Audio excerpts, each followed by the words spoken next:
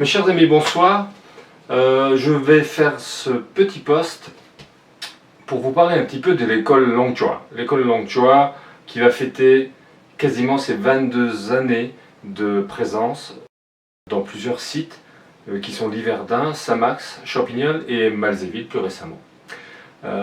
C'est une école traditionnelle. Dans la tradition chinoise, ce qui est important, c'est d'avoir une pratique durable et surtout une pratique qui amène à s'améliorer constamment, à comprendre les principes fondamentaux de l'art et aussi les principes culturels. Et ça, c'est une approche que l'on va conserver et que l'on a mise en place dès le début de la création de notre association. Donc la tradition, que peut-on entendre exactement par tradition en Chine? C'est très simple. Chaque maître chinois digne de ce nom et qui est donc dans une lignée traçable d'un style particulier ou d'un style plus commun, chaque maître en général commence par les arts externes pour cheminer doucement vers l'interne et ensuite vers les arts énergétiques. Pourquoi un chemin de ce type? Parce que simplement le Tao, c'est déjà la jeunesse et ce côté un petit peu très extériorisé, très yang, qui au fil du temps va s'amenuiser. Et de fait, on va s'orienter vers des pratiques un peu plus internes et plus intériorisées, puisque la force musculaire, elle, est en décroissance. Et par contre, le côté yin du corps est en croissance. Et c'est ce côté yin qui va nous permettre de nourrir le yang qui va commencer à nous manquer.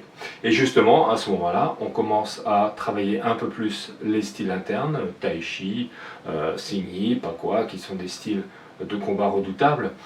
Et ensuite, nous nous orienterons vers l'énergétique, tout naturellement. L'énergétique, souvent, est déjà abordée en Chine par le biais de la médecine traditionnelle chinoise et de sa multitude de points d'acupuncture. On en recense en principe 365, suivant les écoles, ce chiffre est variable. Pourquoi l'énergétique est important? Parce que c'est ce qui nous anime. Cette énergie, c'est elle qui va nous animer et nous faire bouger tout au long de notre vie. Quand cette énergie vient à s'épuiser, eh bien il est temps de raccrocher la tenue. Donc cette énergie, on la travaille notamment avec le travail du Qigong.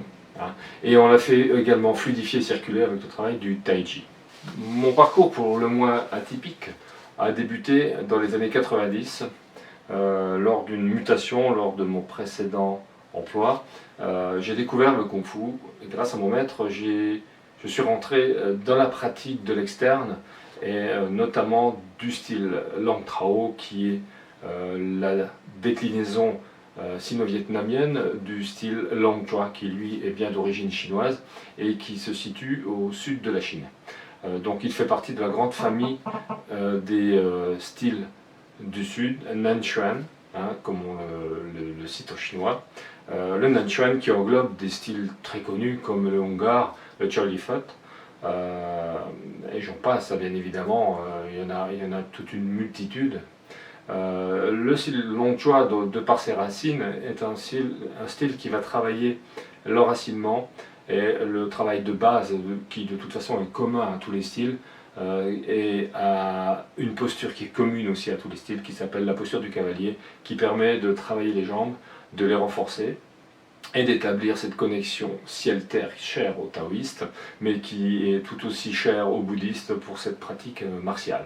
L'évolution de mon évolution en pratique, notamment, mon maître à l'époque m'a conseillé de travailler également le Tai Chi Chuan, Tai Chi, comme il le prononce en Chine, pour m'améliorer, on va dire, dans ce travail postural, pour avoir une meilleure compréhension de l'équilibre et du transfert de poids. Et c'est vrai que le Tai Chi Chuan, Tai Chi, dans cette pratique, amène vraiment un complément indispensable à la pratique du Kung Fu et permet d'être accompli dans l'externe.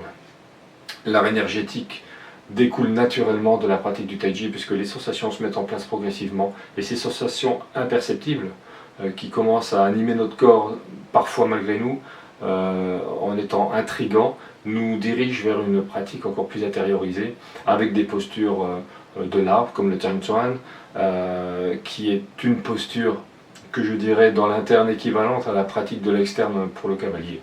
Et Ensuite, on développe des facultés différentes de pratique, des sensations différentes, une stabilité, une confiance en soi qui est bien évidemment nécessaire pour pouvoir progresser.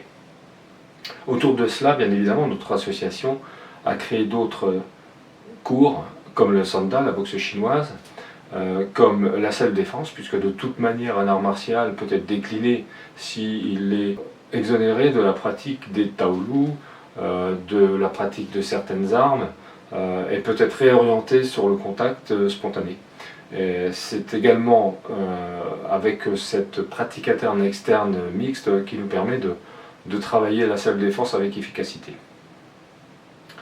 Bien évidemment, on n'oubliera pas l'aspect un petit plus loisir détente, et le Body Kung Fu vient compléter cette panoplie de cours dispensés au sein de l'école Long Chua. Le Body Kung Fu, c'est une manière ludique de travailler la pratique martiale de la boxe avec des techniques de pied et de poing assemblées dans des chorégraphies sous forme de pratique de taolu avec une rythmique qui pourra donner un tempo à la pratique et éviter que ce soit trop monotone ou avec un manque de dynamisme qui est lié bien souvent au manque de connaissance d'une pratique qui est très encadrée et qui nécessite beaucoup d'investissement.